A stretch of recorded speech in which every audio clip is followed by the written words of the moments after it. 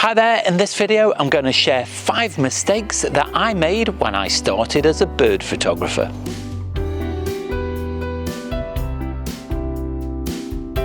Bird photography does look simple when you see the finished image, a sharp bird, beautiful light in a perfect pose and a clean background, but what you don't see is all the mistakes that happen before the photograph is made. When I first started photographing birds, I made every mistake imaginable. I scared the birds away, I missed incredible opportunities, and I used the wrong camera settings. I also spent hours in the field only to come home really disappointed. But the thing is, those mistakes taught me more than any camera manual could. So in today's video, I want to share my 5 biggest mistakes that I made as a bird photographer, and more importantly, what I learned from them. So hopefully this will save you years of frustration and help you improve your own bird photography much faster than I did. And most of all, it'll help you to enjoy your photography.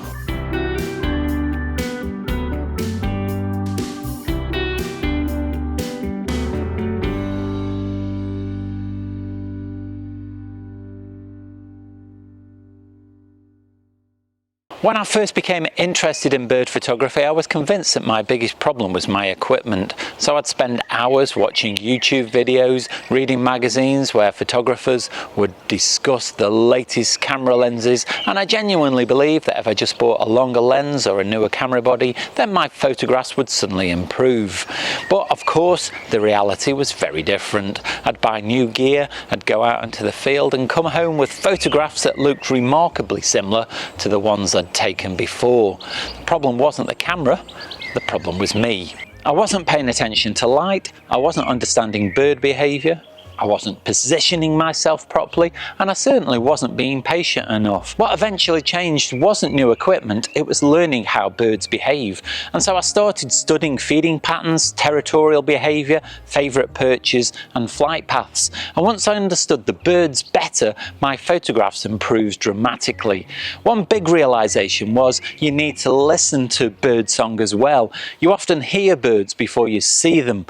Listening to birds' songs really does help, and I use an app called Merlin, and this listens for birds and highlights them in real time. So over time you start to learn calls or identify an unknown one, and it also helps you to locate a bird because I listen and watch the display at the same time, and I wouldn't have taken this photograph of a goldcrest without Merlin. The app heard the bird, and through a process of listening to the bird and watching the app to match the call, I spotted the bird and followed it until it landed in a really good position. The takeaway lesson from this section is that understanding your subject is far more important than owning the latest gear.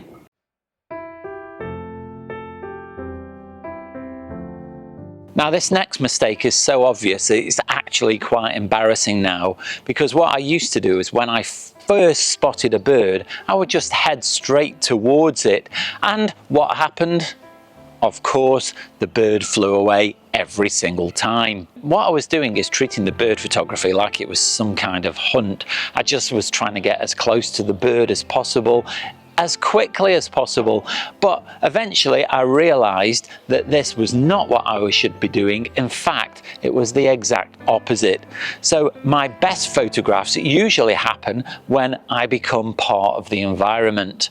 So what I've started doing is arriving earlier, sitting quietly and just observing what's going on in nature, and I let the birds become comfortable with me and my presence, and then suddenly everything starts appearing. Birds start landing closer and they start behaving more naturally, they start staying longer, and my images become more authentic. The thing to remember is that patience will get you closer to the birds than your feet ever will.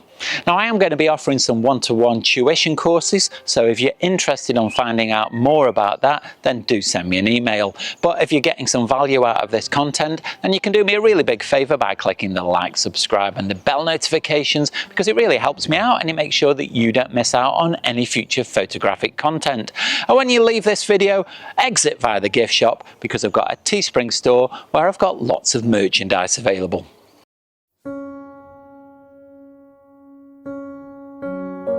One mistake I definitely made, and another that beginners are prone to, is thinking that the bird is everything. If the bird was sharp, I considered it a successful photograph. But when I looked at my images later, something just felt wrong. The bird might have been sharp, but the photograph wasn't very strong. And working out why this was is really important. Sometimes the backgrounds were messy, so there could have been weeds or too many branches just cutting behind the bird, drawing attention away from the subject. What's even worse is if you get a bright highlight in the background, because your eye is always drawn to the brightest part of the image, and this can take attention away from the bird itself. Sometimes I had branches in front of the bird as well, which is never very pleasing. You want to see the bird in all its glory. And what I eventually realized was that great bird photography isn't just about the birds, it's about composition. The background really matters, and it can make the bird feel part of its environment or make the bird stand out depending on what you're going for. The light is really important.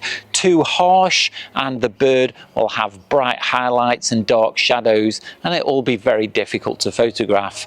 Also, the direction of the bird matters. I prefer a bird that's in profile, and this is mainly because you've got a shallower depth of field, so you don't have to worry about having the beak of the bird in focus, but the tail of the bird out of focus. What's even worse is getting the tail in focus, but the eye or the beak of the bird out of focus. So a profile shot of a bird tends to minimize this problem.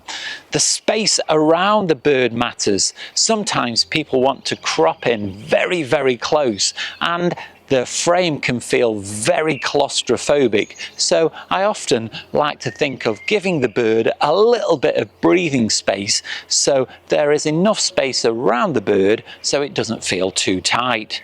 And sometimes I now spend more time looking at the background than at the bird itself. So if the background isn't working, I'll move position before I even think about pressing the shutter. Now, there is a debate about whether a completely diffused background is better than one that sets the bird in its environment. A diffused background isolates the bird and gives a dramatic and artistic feel. The downside, though, is that it can feel unnatural and almost as if the bird is in a studio. A less diffused background feels more natural and gives the viewer a photograph that shows the correct location. But the downside is the danger of making the photograph seem too busy and cluttered. As always, photography is always subjective and is based on the opinion of the viewer, but both types of background have their place. So remember to photograph the entire scene and not just the bird.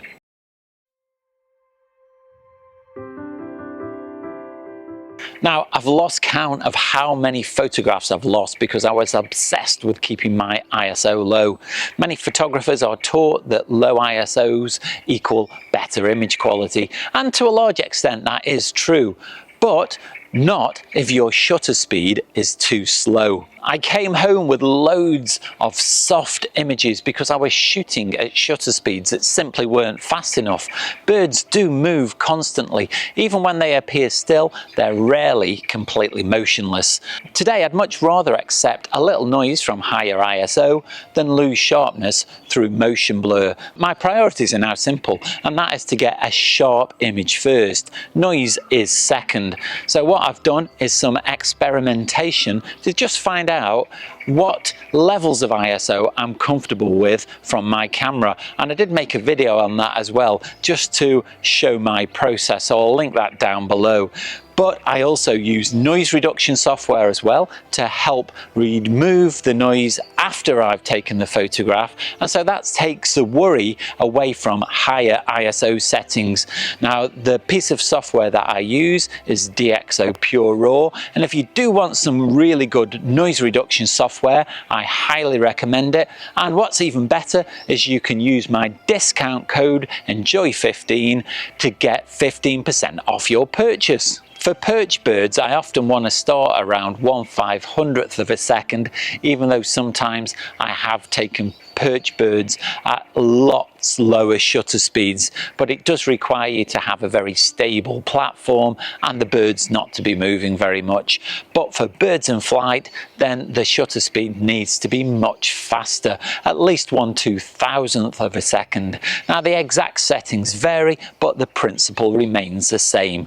Don't sacrifice shutter speed because you're afraid of ISO. A noisy, sharp image is usually far better than a clean, blurry one.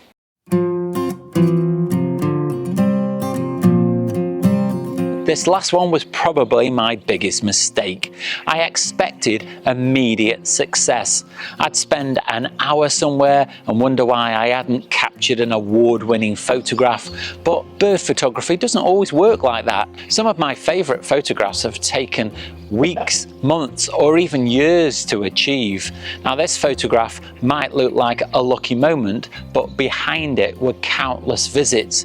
It requires early morning starts. Many times I'm at reserves for first light, but this one particular occasion when I visited Lump Meadows near Liverpool, I got these amazing photographs of barn owls in flight. Sometimes you have failed attempts, but what is important is to learn from your mistakes. I've sometimes had weather conditions that didn't cooperate, but you still stand the chance of getting that lucky moment even if the weather isn't really great. And on many days, I do sometimes go home empty-handed. You don't always get those great photographs, and on those occasions, what I tend to do is just enjoy the process and use the experience to get to know the location for if I visit again. The more experience I've gained, the more I've realized that patience isn't just part of bird photography, it is bird photography. The photographers who constantly produce exceptional work are often the ones who are willing to wait. The reward doesn't always come today, sometimes it comes after your 20th visit. So, those are the 5 biggest mistakes I've made as a bird photographer. So, number 1, thinking gear was the answer, then chasing birds, ignoring composition, using poor settings, and finally expecting instant results. Now the truth is that every bird photographer makes mistakes. I still make mistakes, lots of them in fact, and the difference now is though that I recognize them more quickly, and every mistake becomes an opportunity to learn. Now I'd love to hear from you. What was the biggest mistake you made when you were starting bird photography? Let me know down in the comments below. If you have enjoyed this video, I'll link another one you might enjoy just up here. You can do me a really big favour and click the like, subscribe and the bell notification. If you've got any comments, leave them down below or go over to my Instagram via or Facebook account. But all that's left now is to say, stay safe and I'll see you soon.